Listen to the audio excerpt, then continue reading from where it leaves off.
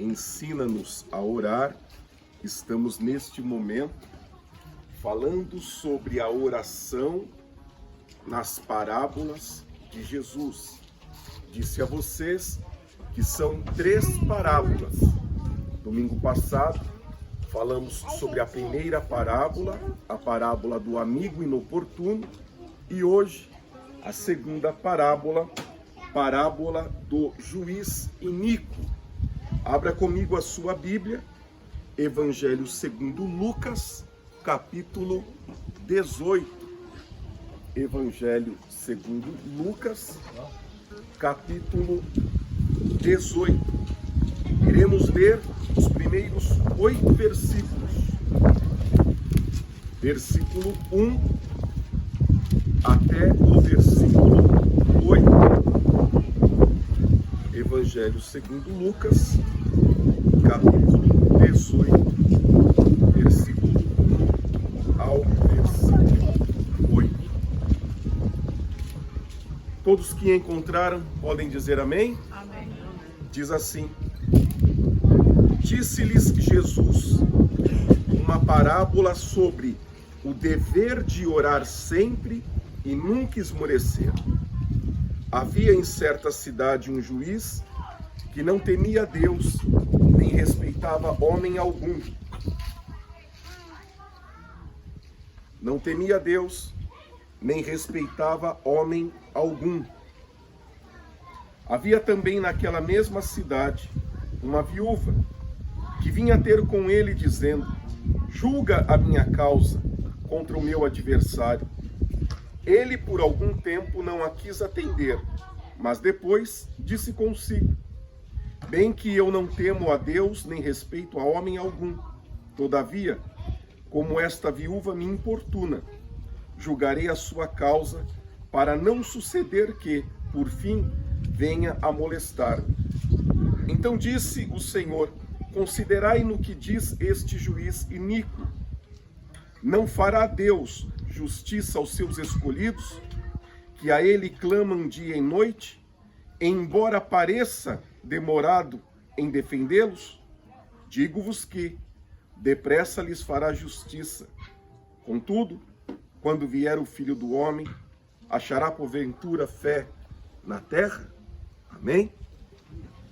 Disse a vocês que parábola era um método de ensino em que Jesus se valia de acontecimentos da vida comum para explicar verdades espirituais.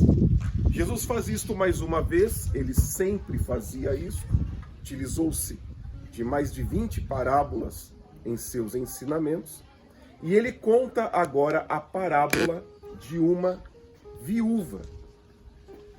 O que nos chama a atenção deste texto é o que no primeiro versículo já sinaliza, e que eu te convido a ler, diz assim: disse Jesus uma parábola sobre o dever de orar sempre e nunca esmorecer.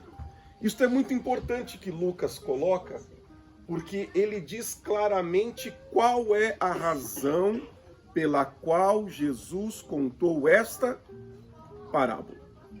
O que nos é interessante? Primeiro, existe em Jesus, e isto ficou claro para os seus discípulos, por isso que assim registraram. Ficou claro nos ensinos de Jesus de que a oração deve ser o quê? Constante. Constante. Lucas escreve aquilo que ele ouviu dos discípulos que ouviram a parábola. E quando ele vai registrar esta parábola, ele diz: olha, Jesus está contando porque há um dever de orar o quê? Sempre. A oração deve ser então contínua e a oração deve ser persistente. Deve ser permanente. Eu digo isto porque nós temos e convivemos com diversos ensinos de oração que negam esta persistência e negam esta continuidade, esta permanência de oração. Volto então a salientar este início da parábola. Os discípulos que ouviram esta parábola nos disseram que Jesus a ensinou com dois objetivos: dizer a eles que eles precisam orar sempre e que eles devem orar de maneira persistente. Vou relembrar a minha crítica falada no domingo passado. Vivemos num contexto religioso em que, embora estas verdades estejam descritas na Bíblia Sagrada, cria-se ideias de oração e de fé que orar continuamente sobre algo seria falta de fé. Porque uma vez que você orou e acreditou, isso deveria ser suficiente. Então, volto a lembrá-los. Isto não existe na Bíblia Sagrada. Isto é contra os ensinamentos de Jesus. Os ensinamentos de Jesus é contrário a esse tipo de pregação ou a esse tipo de ensinamento. A oração de Jesus, em seus ensinamentos, ela é então o quê? Constante. Constante. Deve-se orar sempre. E deve-se orar o quê? De maneira persistente. O que a viúva pede? Pedidos diferentes ao juiz? Ela pede o quê? A mesma coisa todo dia. Todo dia esta viúva faz o mesmo pedido, de maneira repetitiva. Jesus está endossando isso. Ele está incentivando este tipo de conduta.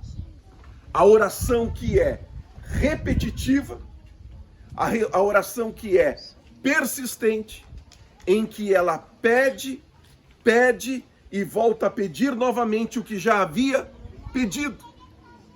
E Jesus cria, portanto, uma parábola para motivar os seus discípulos a fazerem isso. Motivarem os seus discípulos a orarem desta forma. Pense, há 3 parábolas de oração. 2 delas trabalham a ideia da persistência, da repetição. É a viúva, é o juiz iníquo e o amigo inoportuno.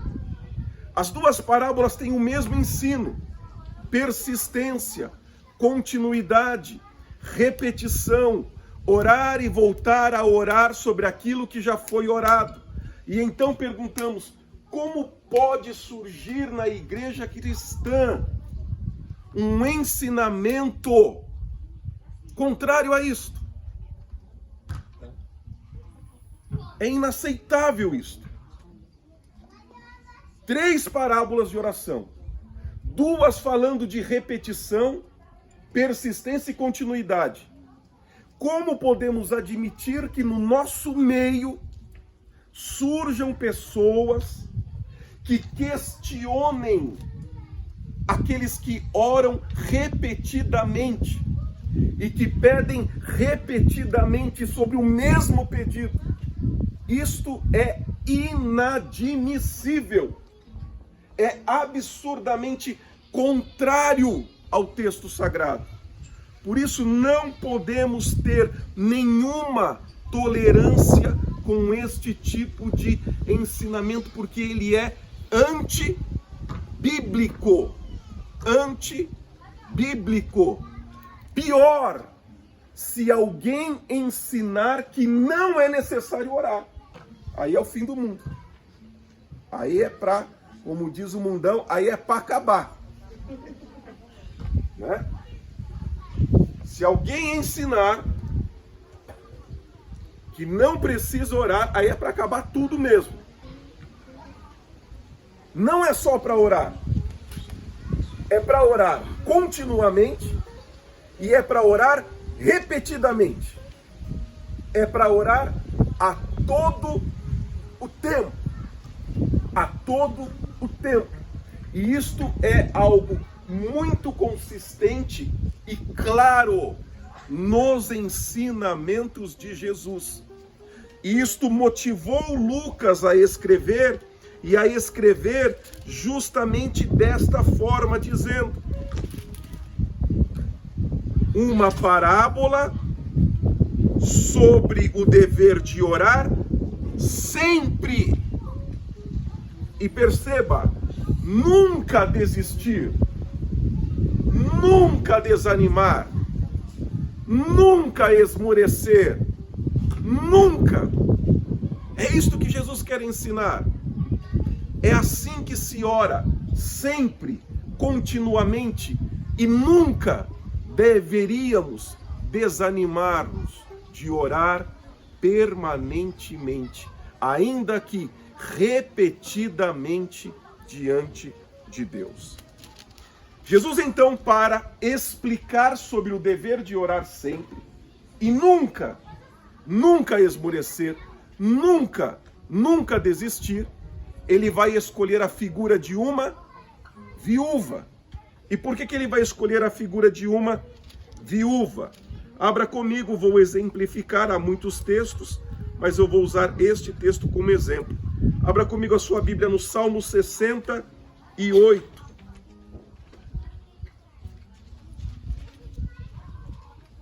Versículo 5. Verso 5. Salmo 68, verso 5 diz assim: Deus é Pai. Perceba que Pai está com letra maiúscula aí. Ele é Pai de quem? Dos órfãos e juiz das viúvas.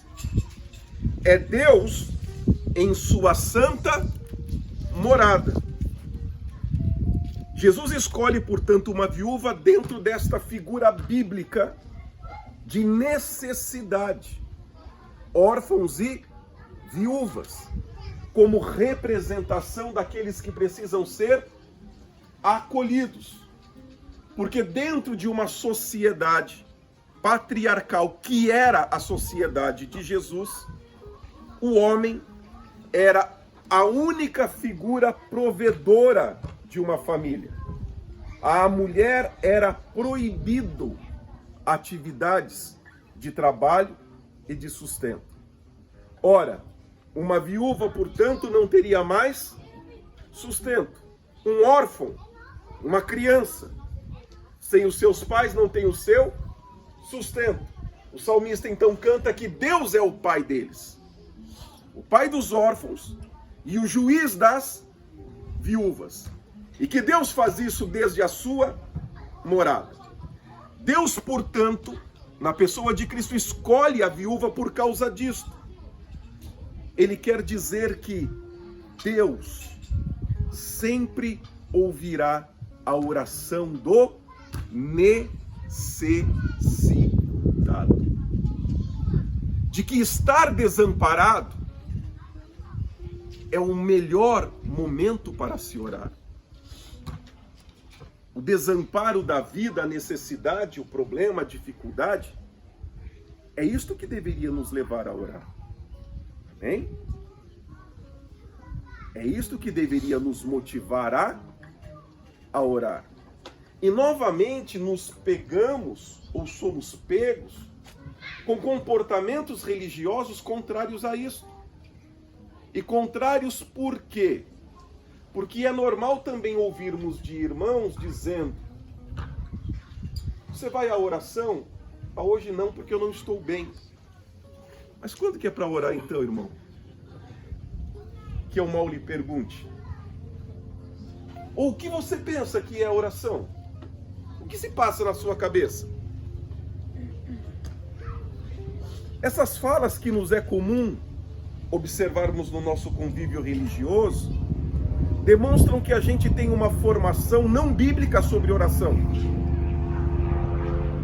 Porque precisaríamos ter sido ensinados desde o início, desde o nosso discipulado, desde o início do nosso discipulados, sermos ensinados que a oração é propícia para as necessidades da vida.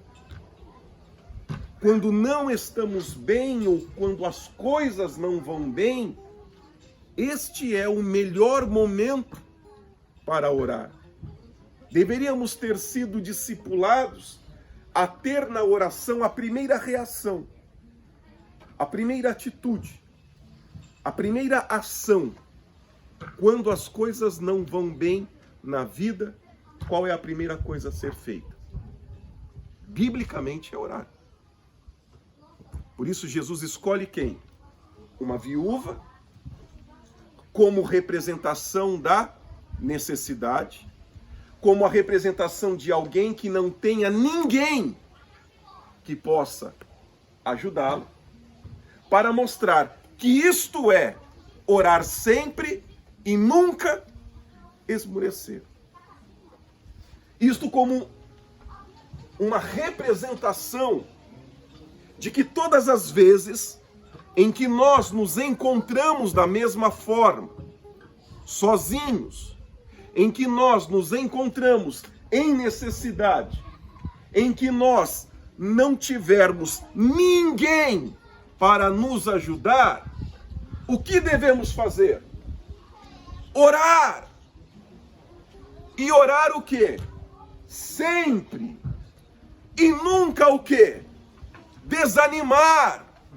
Nunca esmorecer, embora estejamos sozinhos.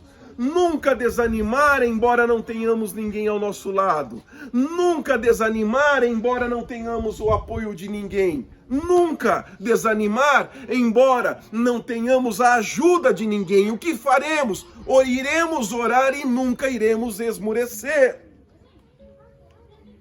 E perceba que é comum vermos na igreja um caminho contrário a isso. Contrário. Se alguém se sente sozinho, se alguém se sente desamparado e abandonado, ele não tem forças para orar. Entende? Ele não tem forças para orar. Porque na cabeça dele, oração não é para o desespero. Oração não é para desesperança. Por isso que não tem força para orar. Porque oração é para momento festivo, para momento de gratidão, para alegria, para abundância. Porque é isso que as nossas festas inserem na cabeça do nosso povo. Entendeu? É isso que os nossos congressos inserem na cabeça do povo. O que é a oração? É aquela festa. E aquela festa não é oração. Oração é primariamente o caminho contrário de tudo aquilo. A oração seria o ato de estar sozinho, abandonado, esquecido, desamparado, sem ter ninguém ao teu lado. E é este o momento em que você se lembraria que é o momento de orar. E que é o melhor momento para orar. E que você deve, portanto, orar. Eu digo então a você que algumas práticas da igreja, elas levam a sensações contrárias ao texto sagrado. E as nossas festas, no que diz respeito à oração, é um exemplo disso. Associarmos a oração nas nossas festas com um momento festivo, afasta do coração prático do crente comum a consciência de que a oração é, na verdade, o caminho que surge nas lágrimas e no sofrimento. Que surge no desespero e na dor. Ali é o momento de orar. E nós precisamos corrigir isto, porque embora as nossas festas sejam feitas para Deus, elas não estão surtindo no coração das pessoas uma percepção correta do que é orar. E isto afeta na prática a nossa vida, porque nós somos os primeiros a não orar quando tudo vai mal. Isso afeta a prática da nossa espiritualidade. Porque quando estamos aflitos, perdidos, angustiados, desesperançosos, não temos desejo de orar, porque fomos viciados num sistema religioso que a oração não é para esse momento. E a oração é para esse momento. Então, se a sua vida não está bem, há uma palavra de Deus permanente. Este é o momento que você precisa mais orar. Se as coisas na sua vida não caminham bem, este é o momento que você mais precisa orar. Se você está percebendo na sua vida que as coisas estão se desajustando, as coisas estão saindo do trilho, o que fazer? Deus está lhe dizendo. Este é o sinal claro de que você precisa o quê? Orar. É este o momento da oração. É o momento da viúva necessitada. Desamparada, perdida e sem ter ninguém para os... Este é o momento de se orar. Irmão, Jesus fez o que antes de ir para a cruz? O que ele fez? Porque esse é o momento de orar, irmão. O momento de orar não é o momento em que ele é aplaudido em Jerusalém. Ele não foi orar para ser aplaudido em Jerusalém. Quando as pessoas estavam tirando seus mantos, colocando no chão e cantando a ele um hino messiânico, dizendo bendito que vem em nome do Senhor, ali não é o momento de orar, ele não orou. O momento da oração é o momento da cruz. É quando Pedro, Tiago e João estão dormindo. É quando você será traído por um beijo. Este é o momento de orar. E para os discípulos isso ficou muito claro. Isso ficou muito claro para eles. Porque quando nós lemos Atos dos Apóstolos, e nós veremos isso mais para frente, nós veremos que a igreja aprendeu que no desespero da vida faz o quê? Ora. E nós veremos os próprios discípulos e a igreja fazendo isso, reproduzindo fielmente o que Jesus lhes ensinou. Quando tudo parecia perdido ou tudo na vida se desajustava, o que eles faziam? Oravam. Aprenderam por quê? Porque viram Jesus fazendo isto. E viram nos ensinamentos de Jesus de que a oração, quem ora é a viúva, que não tem ninguém, que está sozinho, quando se está perdido, quando não há ninguém que represente. Entenda, portanto, que a viúva aqui é um símbolo de necessidade, de desamparo. É como se Jesus estivesse nos dizendo, todas as vezes em que estiveres desamparados na vida, perdidos, sozinhos e esquecidos, orem sempre e nunca esmoreçam, porque Deus vai ouvir a vossa oração. Amém? Esta é a razão, então. Ele começa contando a parábola dizendo, havia também naquela mesma cidade uma viúva, que vinha ter com ele dizendo, julga a minha causa. Ele, por algum tempo, não a quis atender, mas depois disse consigo, bem que eu temo a Deus, nem respeito a homem, bem que eu não temo a Deus, nem respeito a homem algum. Todavia, como esta viúva, o quê? Isso. O que foi preponderante? O que foi decisivo? A importunação. Jesus, então, demonstra que esta importunação em oração é uma virtude. É uma virtude. A importunação em oração é uma virtude. Jesus está demonstrando que o que muda a realidade daquela viúva, o que muda é a importunação dela em pedir, pedir e pedir. O que Jesus está dizendo através desta parábola é que a nossa vida enquanto viúvas em necessidade e desamparo, também irá mudar se importunarmos Deus em oração. Deus quer ser importunado pelas nossas orações. É isto que Jesus quer ensinar. Deus quer ser importunado. Deus quer que peçamos e peçamos repetidamente, continuamente, diante da nossa necessidade.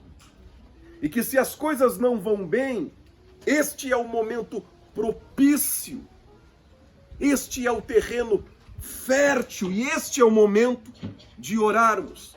E orarmos repetidamente a Deus, importuná-lo em oração. Continua o versículo 5: julgarei a sua causa para não suceder que por fim venha o quê? Molestar-me. Ele só vai atender por causa da importunação. É isso que Jesus está nos contando. A única razão que fez com que aquele juiz desonesto e impiedoso atendesse a oração foi a importunação daquela mulher. E Jesus então vai nos ensinar que se isso é possível com alguém impiedoso, quanto mais o será com Deus misericordioso. Olha o que Jesus irá dizer: não fará Deus justiça aos seus escolhidos? Se um juiz impiedoso atende, não fará Deus justiça àqueles a quem ele escolheu. Não é uma viúva qualquer, agora Jesus está dizendo. Não é um pedido qualquer. Nós estamos falando de pessoas a quem Deus escolheu. O que faria Deus a estes a quem ele escolheu? Que clamam a ele o quê? Dia e, porque eles oram sempre. Clamam a Deus de dia e de noite porque eles oram sempre. Eles nunca desanimam. Por isso oram dia e noite. Embora, e aí talvez a sua Bíblia deu uma impressão errada pela tradução, na Almeida Revista e Atualizada deixa mais claro. Embora pareça demorado. Pareça não é demorado. Pareça é a percepção do homem, daquele que, embora pareça que Deus demore em defendê-los. Porque em outra versão, se não me engano, na Almeida Revista e Corrigida, parece que há uma afirmativa de que há uma demora. Não há uma demora. A Almeida Revista e Atualizada traduz melhor dizendo: há uma percepção de demora. Mas esta percepção de demora segue a vontade e o propósito de Deus. Porque dentro da vontade de Deus, ele será atendido o quê? Versículo 8. Ele será atendido o quê? Depressa. Amém? Depressa. E isso é importante que ponderemos. Deus não é o nosso servo. Amém? Somos nós que somos servos de Deus. Deus ouve a oração. E Deus faz segundo a sua própria vontade e em seu próprio tempo. Em sua própria vontade e em seu próprio tempo. Vamos a alguns exemplos bíblicos para entendermos que o tempo não afasta o propósito de Deus. José recebe um sonho de Deus, da sua liderança sobre a sua casa, com 17 anos. mas ele será governador do Egito com 30 anos. Entende? Aos 17 ele recebe o sonho de Deus. Mas aos 30 este sonho se realiza, com toda a sua casa, os seus irmãos e a sua família se prostrando diante dele, do jeito em que Deus lhe havia demonstrado. São 13 anos. 13 anos em que Deus se esqueceu de José. 13 anos que Deus não quis abençoar a José. 13 anos que seguem o tempo que Deus quis. O tempo que Deus quis. Vamos a exemplos ainda mais extensos. Deus, desde a concepção de Moisés, Deus tem um propósito de levantá-lo como libertador do seu povo. Aos 40 anos de idade, Moisés tenta desastrosamente cumprir um chamado de Deus. Mas Deus quis fazê-lo aos 80 anos de idade. Deus assim quis. Que quando Moisés tivesse 80 anos, ele tivesse a visão da sarça, um encontro com Deus, e fosse enviado ao Egito para libertar Israel. Amém? Por que com 80 e não 40? Porque Deus quis. Deus quis assim. Aos 75 anos, Abraão ouve um chamado de Deus. Sai do meio da tua casa, da tua parentela. Vá para a terra que eu te mostrar. Saia da tua tenda, olhe as estrelas dos céus, se as podes contar, assim será a sua descendência. 25 anos se passarão até que Isaac nasça. E por quê? Por que Deus falou com Abraão 25 anos antes? Porque ele quis. E por que ele deu o filho a Abraão 25 anos depois? Porque ele quis. Por que ele mandou Samuel na casa de Davi, enquanto Davi era um menino, se Davi só iria assumir o trono de Israel décadas depois? Porque Deus quis assim. Amém? Deus quis ungir Davi, sendo a criança que cuidava das ovelhas do pai Jessé, para cumprir uma profecia em sua vida, em sua fase adulta. Deus quis que assim fosse. E isto nós precisamos entender, irmãos.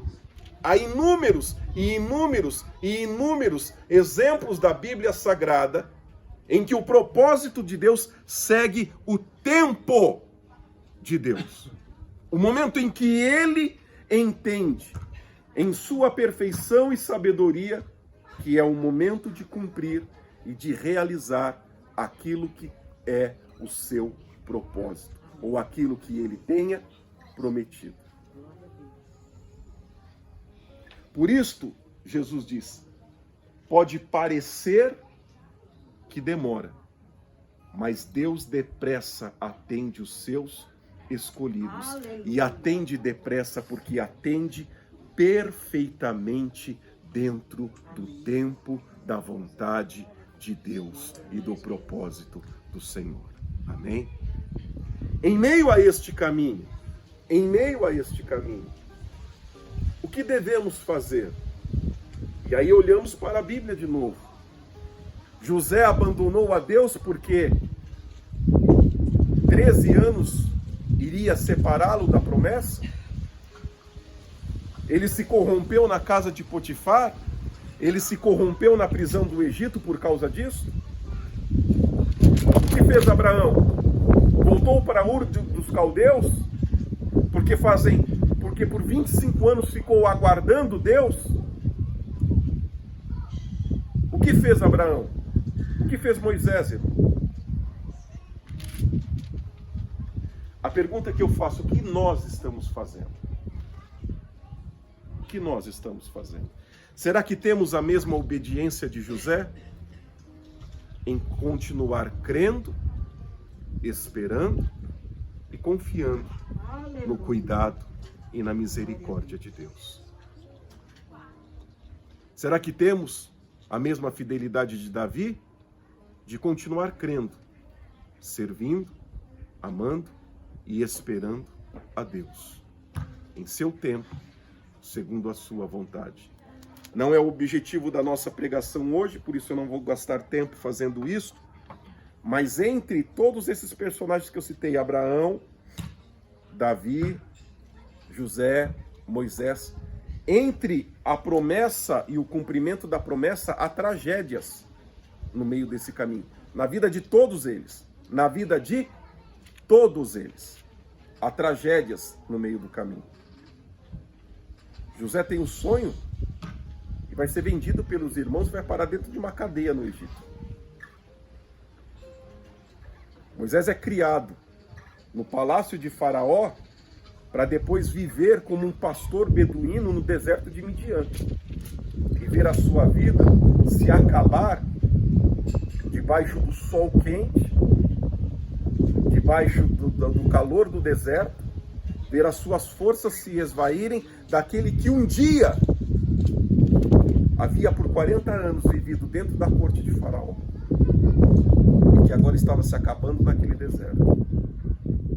Davi perdeu tudo, ganhou tudo quando matou o gigante e depois perdeu tudo. Saul tirou sua mulher, Saul tirou sua família, Saul tirou os seus títulos. Davi viveu fugindo de Saul, morando em cavernas, se escondendo no deserto por décadas da sua vida. Há tragédias que o separam. Abraão vive com Sara uma grande tragédia do nascimento de um filho que não era para ser o filho da promessa.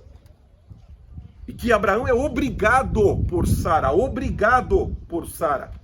a mandar Agar embora. Ele não manda Ismael embora porque ele quer. E leia na Bíblia, manda embora, sabe com o quê? Com um alforje e uma botija de água. Como que se manda para o deserto um filho com uma mãe, com uma botija de água e uma sacola de comida? Veja a crueldade de Sara nesse ponto. Abraão era um homem riquíssimo. Mas na hora de mandar embora, dá uma sacola de comida e um pouco de água e manda embora para o deserto, ao ponto dela deixar Ismael para morrer porque ela não queria ver o filho morrer de sede. Olha que ponto chega. Ela está caminhando, acaba-se a água, ela deixa então Ismael e vai adiante porque ela não quer ver o menino morrer. Mas quem os encontra? Deus os encontra. Amém? Deus os encontra. Não é Abraão que quer que o filho vá embora. Ele tem que mandar o filho embora. E é Sara que coloca como condição de que ele tem que mandar o filho embora. Tragédias da vida. Mas tragédias que dentro de um tempo de Deus. Amém? Dentro de um tempo de Deus. Tudo encontrará o seu caminho. Em que nós precisamos ter esta maturidade de fé. Esta maturidade de fé. De saber que neste tempo de espera, neste tempo em que oramos sempre sem desanimar, tragédias podem se instalar na vida. Perdas podem se instalar na vida. Perdas e tragédias que serão vencidas se orarmos sempre e não esmorecermos. Amém? Se orarmos sempre e nunca esmorecermos, como Jesus ensinou. Da forma em que Jesus ensinou. E então Jesus nos encontrará para dizer que no tempo certo, depressa, Deus nos fará justiça. A história é linda, dizia Jesus. E o problema não é a história. A conclusão está no versículo 8. O problema não é a história. O problema da parábola do juiz impiedoso sou eu e você. Nós somos o problema da parábola. A parábola é perfeita. Tudo está perfeitamente desenhado e tudo perfeitamente se encaixa. Aonde está o problema? Jesus pergunta. É tudo perfeito. Mas, quando vier o Filho do Homem, achará porventura o quê? O problema não é Deus. O problema não é o tempo de Deus. O problema não é como Deus faz. Nós somos o problema. É isso que Jesus está nos perguntando. O problema não é a demora. O problema não é quando acontece. É como se Jesus dissesse, você, Adriano, é o problema. Você é o problema. Porque é tudo perfeitamente desenhado, mas eu pergunto a você, será que quando eu voltar, vai ter fé no seu coração? E veja que curioso. O próprio Jesus, não é ninguém, é o próprio Jesus que associa uma parábola de oração a uma conclusão de fé. Volto a repetir. Ele associa uma parábola que ensina sobre orar, fazendo uma conclusão de falta de fé. O que isso então significa? Não orar é falta de fé. Não tem fé quem não ora. Vou repetir para você. É Jesus que faz a conclusão de falta de fé na parábola de oração dele. Se você vai à igreja e não ora, você não tem fé, você tem crença. Se você vai à igreja e não tem vida de oração, você não tem fé, você tem crença, você não conhece Deus. Porque é quem não tem fé que não consegue orar, está dizendo Jesus. É quem tem fé que não ora sempre. É quem não tem fé que não ora, que não vai conseguir orar sempre. O problema da falta de oração, dizia Jesus, é falta do quê? De fé. Esse é o problema central. Falta oração porque falta fé. E isso é um grave problema, porque se falta fé não existe salvação, porque a salvação vem pela graça por meio da fé. Olha o problema que isso se torna. Falta de oração é falta de fé. Não fique bravo comigo, irmão. Foi Jesus que falou, está escrito na sua Bíblia. Não adianta você não achar ruim do que eu estou falando. Amém? Você tem que perguntar para Jesus. Fala, não concordo com esse versículo 8 aqui que o senhor colocou aqui, não. Reclama para ele aí, já no seu pensamento, que não está gostando desse caminho que o pastor está tomando. Já fala para Jesus, fala, não estou concordando com essa conclusão aqui do versículo 8. Acho que não tem nada a ver uma coisa com a outra. Eu acho que ele não vai te atender. Pelo que eu conheço, pelo que eu leio da Bíblia, ele não vai te atender nisso.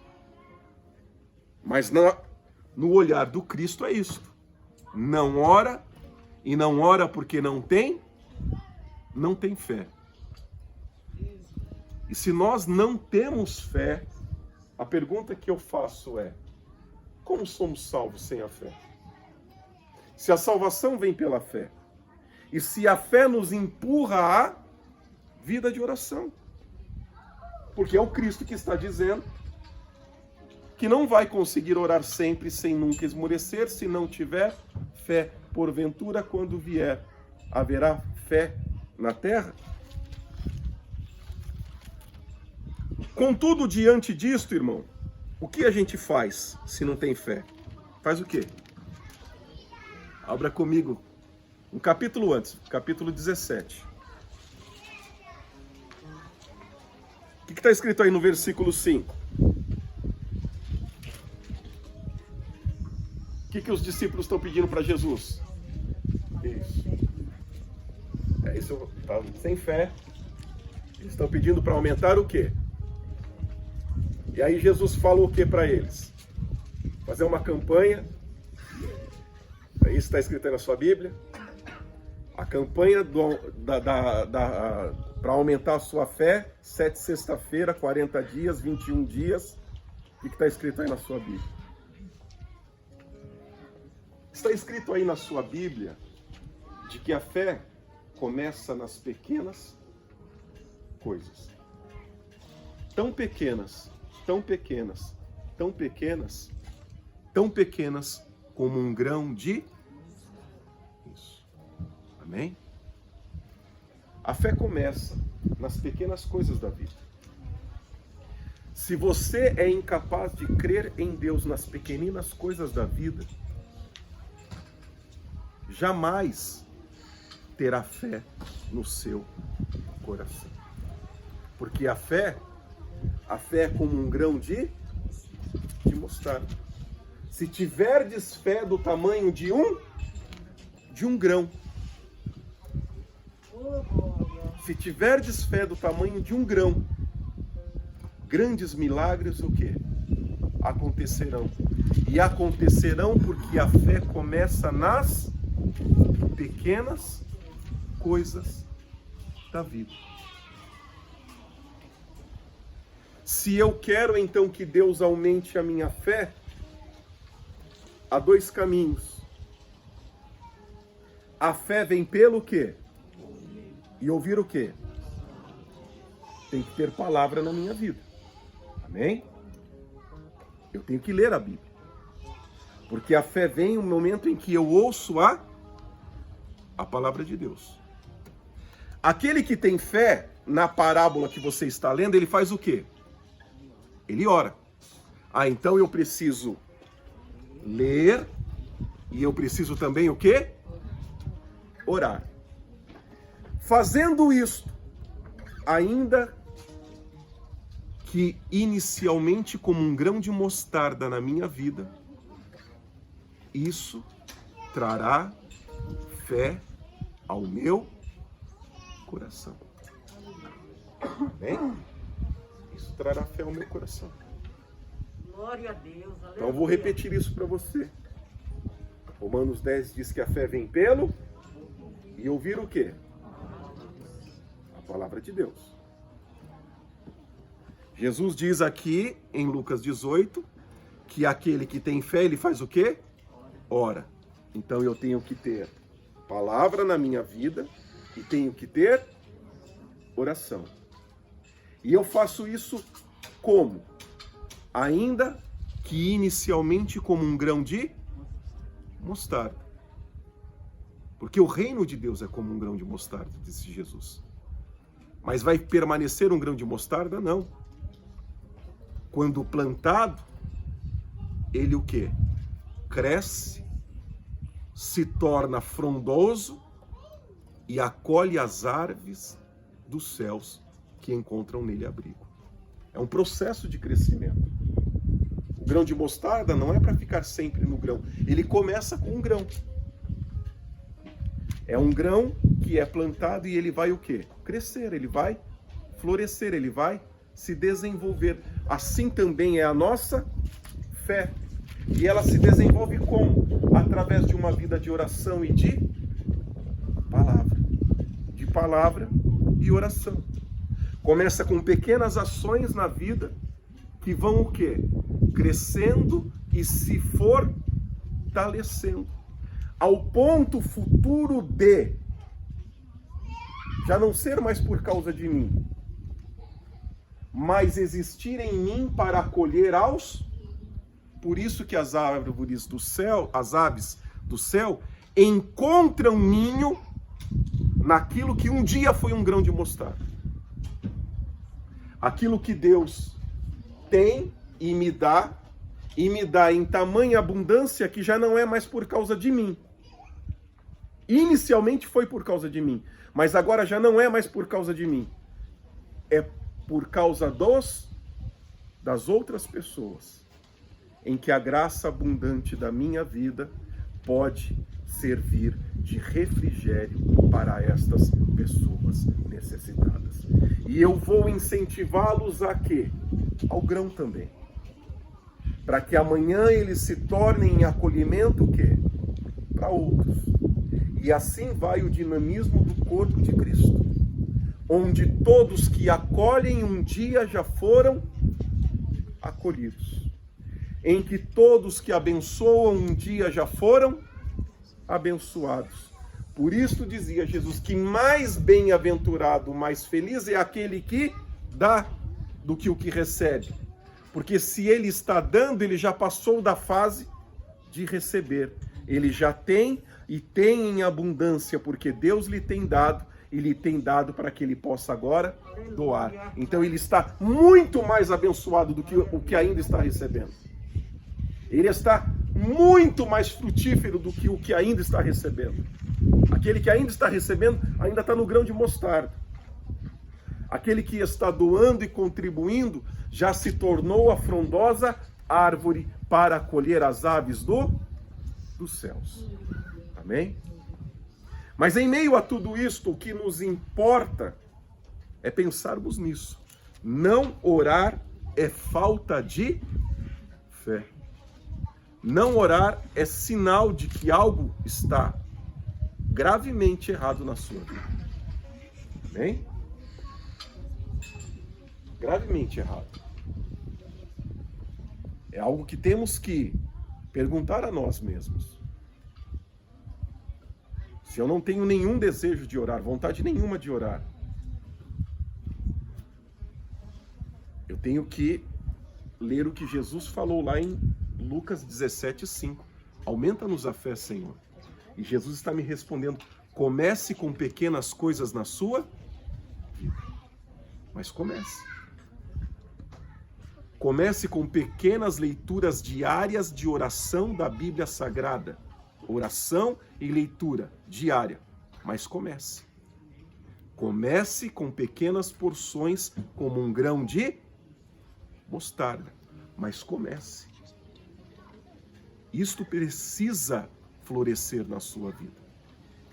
Isso precisa florescer na sua vida. Se nós não começarmos com estas pequenas porções, continuaremos sem o quê? Sem orar. E sem orar porque, na verdade, não temos o quê? Não temos fé. Amém? Pensa, então, que é muito bom, claro, estar aqui no domingo. É muito bom. Mas não pode ser só isso. Amém? Precisamos ir além disso. E se você pensar, mas como que eu vou ler a Bíblia? Eu não tenho curso de teologia. Irmão, grão de mostarda. Você sabe ler? Então já tem tudo que você precisa para começar. Amém? Só precisa saber ler. Você sabe ler? Então você já tem o que você precisa para começar. É isso. Ler, ainda que fosse um capítulo por dia, irmão. Orar, ainda que fosse 5 ou 10 minutos depois deste capítulo lido. Isso é grão de mostarda. É muito pouco, claro que é muito pouco. Mas é o início. É o começo de algo que precisa se tornar o quê? Contínuo na minha vida. Permanente na minha vida. Porque é isto que me traz o quê? Fé. Amém? É isso que alimenta a minha fé. Porque fé não é assim, irmão. Não é uma coisa que cai no céu da sua cabeça. Entende? Fé não é assim. Você vai fazer uma oração e você é igual uma bexiga. Deus vai te inflar de fé. E você saiu cheio de fé. Isso não existe na Bíblia Sagrada. Quem que estava sem fé foi até Jesus, Jesus impôs a mão na cabeça dele e falou, receba a fé, e ele saiu cheio de fé. Aonde que está escrito isso na sua Bíblia Sagrada? Isso não existe. Você tem um claro exemplo. Quando pediram para Jesus, aumenta a nossa fé, o que Jesus falou para eles?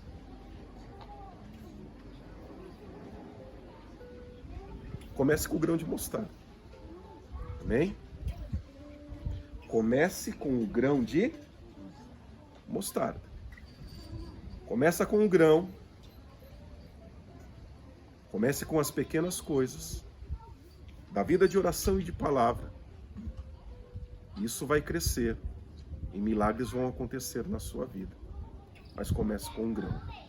Nunca se esqueça disso. Todas as vezes que você orar e dizer, dá-me fé, Deus, Deus vai te dizer, começa com um grão. Amém? E faz o que com o grão? Guarda o grão? Não, tem que plantar. Amém? Plantar o grão. Para que daqui um tempo ele não seja mais um grão. Para que daqui um tempo ele tenha ramos. Ele comece a ter o quê? Folhas. Daqui um tempo ele comece o quê? A crescer.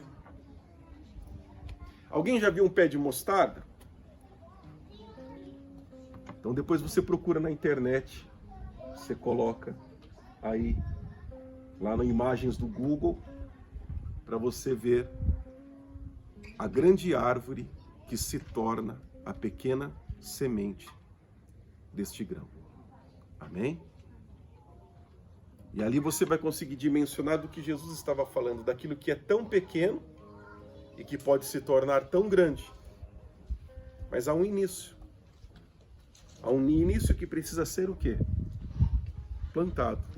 Precisa ser cultivado. E que isso vai crescer e vai abençoar a tua vida. Então não continue vivendo sem oração, irmão. Isso é um problema muito grave, porque sinaliza que falta fé no coração. E se falta fé no coração, e a salvação vem por meio da fé, para onde estamos caminhando? Amém? Pense, portanto, que você precisa orar. Se você não tem vontade de orar, é o que nós estamos dizendo até aqui. Comece com o grão de mostarda. Porque este foi o único ensinamento de Jesus sobre aumentar a fé. Quando pediram para aumentar a fé, o que ele ensinou foi isso. É começar com um grão de mostarda.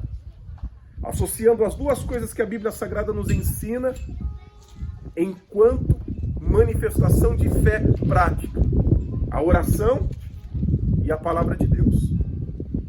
Então a isso nos apegamos, e nos apegamos gradativamente, mas continuamente, diariamente, como um grão de mostarda, e amadurecendo e crescendo ao longo da vida, para que produza fé no meu coração.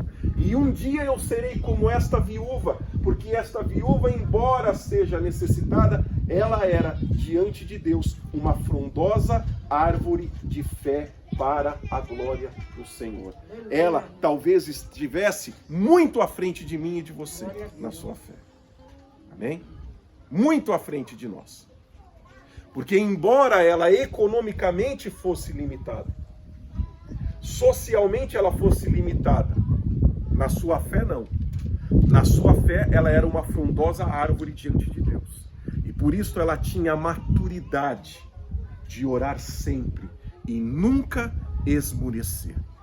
Era isso que a movia, era isso que a encorajava, era isso que a empurrava a orar continuamente. Porque espiritualmente ela estava muito além de muitos de nós, que temos muito mais do que ela tinha nessa parábola. Mas que as nossas ações demonstram que somos pobres espiritualmente. Que podemos ter carro, casa, podemos ter smartphone de 10 mil reais, mas somos espiritualmente pobres. Pobres ao ponto de não conseguir orar como uma viúva necessitada orava. Infrutíferos. Porque nos falta o quê? Nos falta fé. E para encerrar, pense nisso. Só tenha um cuidado. Você que trabalha muito, você que se estuda muito, que esforça muito, que corre muito, lembre-se só de uma coisa. Aquele que enche os seus celeiros para ter uma vida plena, e só isso, foi chamado por Jesus de louco. Pense bem o que você faz da sua vida. Aquele que trabalha muito, se esforça muito, estuda muito, porque quer ter o celeiro cheio e só isto, se é só isto, Jesus chama a gente assim de louco. Porque sem dúvida alguma, é melhor ser a viúva necessitada, que é uma frondosa árvore de fé, do que um louco enriquecido pelo celeiro, mas que naquela noite irão pedir a sua alma e tudo aquilo que ele tem, nada, absolutamente de nada vai servir. Amém? Pensemos bem então o que estamos fazendo, para onde estamos indo, o que estamos querendo, como estamos utilizando o nosso tempo, em que gastamos o nosso tempo. Se você pensa que é produtivo gastar o tempo para encher celeiro, ao invés de gastar o tempo para ter fé, Deus nos chama de louco. Deus nos chama de louco.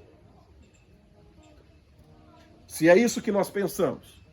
Se nós pensamos que trabalhar para encher o celeiro é justificável para o reino, Deus está falando para você de maneira clara: você é louco. Nada que você faça para encher celeiro justifica o seu afastamento do reino de Deus. Na ótica de Cristo, isso é coisa de louco. O exemplo de Cristo não é ninguém de celeiro cheio. O exemplo de Cristo é a viúva que nada tem, sozinha e desamparada. Ela é a frondosa árvore de fé para a glória de Deus. Cuidado, irmão. Depois que cruzar a linha da morte, amém? É um caminho sem volta. E a única coisa que ali existe é a vontade soberana de Deus. Assim como não vai adiantar nada você dizer para Deus que você não concorda com o versículo 8, com a conclusão que ele fez da parábola, não muda nada. Não vai mudar nada que o que você diga, o que você fale, ou o que você argumente. Absolutamente nada. Amém? Absolutamente nada. Nada que você disser vai mudar. Nada que você disser vai justificar. Absolutamente nada. Eu vou ler um versículo, só que para que você entenda o quanto Deus é seguro nas suas decisões. Só para que você dimensione o quanto Deus é seguro nas suas decisões. Abra comigo a sua Bíblia em Apocalipse capítulo 17.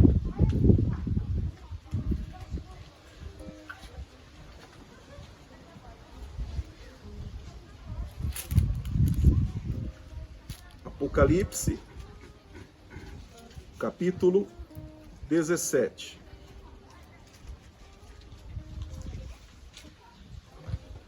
Versículo 8. Vou ler esse versículo. Outras perguntas a gente deixa para outro momento. Mas eu quero apenas ler como uma representação de que você saiba o quanto Deus é seguro nas suas decisões. O quanto ele é imutável nas suas decisões. Apocalipse 17, 8. A besta que viste era e não é. Está para emergir do abismo e caminha para a destruição. E aqueles que habitam sobre a terra cujos nomes não foram escritos no livro da vida desde a fundação do mundo. Estão condenados por Deus desde quando, então? Hã? Não precisa ter medo, responde o que está escrito aí. Estão condenados por Deus desde quando, então? Isso. Amém? O seu Deus é assim. O seu Deus não toma nenhuma decisão precipitada em cima da hora. O Deus que você conhece não faz nada no desespero da vida. Porque quem tem que ser condenado, para ele, na sua onisciência e na sua sabedoria, já está, antes que o mundo fosse criado. Então você imagina que não adianta falar nada. Amém? Não adianta tentar argumentar nada. Amém? Porque antes que nascesse, antes que o mundo existisse, aos olhos dele, tudo já é muito claro. E é isso que está escrito aqui. Não é que não estão escritos no livro da vida, agora no desespero da vida. Não. Nunca estiveram escritos no livro da vida. Nunca estiveram escritos. E nunca estiveram escritos porque Deus não toma decisões a partir das nossas decisões. Ele toma as decisões pela sua perfeita sabedoria. E ele sabe exatamente tudo o que ele tenha que fazer. E quando fazer, em que momento fazer, e que hora fazer. Ou não está escrito isso na sua Bíblia, irmão? Que eu estou vendo alguns irmãos ficarem surpresos. Mas antes de você ir para a igreja, já estava escrito isso daí aí na Bíblia. Eu sei que parece que falaram para você na igreja, né? Que lá o livro da vida é um tal de rabisco, né? De apaga e escreve, né? Escreve e apaga, escreve e apaga, escreve e apaga, né? Aí você pecou, vai lá e apaga. Aí você pediu perdão, vai lá e escreve, né? E vai nesse escreve e apaga, escreve e apaga. Só tem um problema, isso não existe na Bíblia, irmão. Amém? Eu sei que ensinaram isso, né? É que não, isso não existe na Bíblia, né? Na Bíblia o que existe é um livro sem rabisco. Amém? O livro da vida não tem rabisco. O livro da vida não tem escreve e apaga. Naquele livro não se escreve e não se apaga. E não se escreve e não se apaga porque Deus tudo sabe. Antes que o mundo fosse criado. E é por isso que ele é Deus. Amém? É por isso que você é homem e ele é Deus. Porque ele tudo sabe e nós não sabemos. Ele tudo conhece e nós não conhecemos. Ele tudo sabe antes que tudo fosse formado e nós não. É por isso que ele é Deus. O que eu estou lhe dizendo é apenas para que você saiba o quanto Deus é seguro nas suas decisões. O quanto Deus é imutável nas suas decisões. E por isso, ouça a voz de Deus hoje. Porque depois não adianta argumentar ou querer conversar. Ele não vai mudar. Ele não vai mudar porque aquilo que ele tem que fazer, ele já o fez antes que o mundo fosse formado.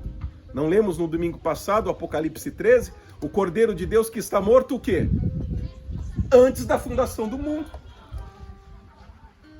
Por que João está dizendo tudo é antes da fundação do mundo, o Cordeiro morto antes da fundação do mundo, escrito no livro da vida antes da fundação do mundo, ou não escrito no livro da vida antes da fundação do mundo? O que João está querendo nos transmitir com isso? Deus não faz as coisas à medida que as coisas vão acontecendo. Deus tudo faz, e tudo faz pela sua perfeição, pela sua onipresença, pela sua, aliás, onisciência, presciência, tudo saber. E Deus assim age. E olha a gente pensando que ia mudar Deus com a nossa oração, né? Vamos nos colocar em pé. E olha que a gente pensava que ia dar uma dica para Deus com a nossa oração. Mostrar uma alternativa, um outro caminho para Ele. Alguma coisa que Ele ainda não esteja vendo na nossa vida. É por isso que nós ensinamos você que a oração não muda a Deus. E não muda, irmão, porque tudo foi feito por Ele antes que o mundo fosse criado. A oração não muda Deus. Porque nós oramos, já respondemos. Nós oramos porque a oração nos muda. Somos nós que somos mudados pela oração. Por isso que nos ensinou a orar dizendo: seja feita a tua vontade, assim na terra como no céu. É dizendo: Deus, não há nada no Senhor que precisa mudar, porque eu quero que seja feita a tua vontade. Se algo aqui na terra está desajustado, que seja eu então mudado, transformado, modificado, para que a tua vontade, que é perfeita, aconteça sobre a minha vida. Orar sempre, nunca desanimar, isso não é luxo e nem é privilégio.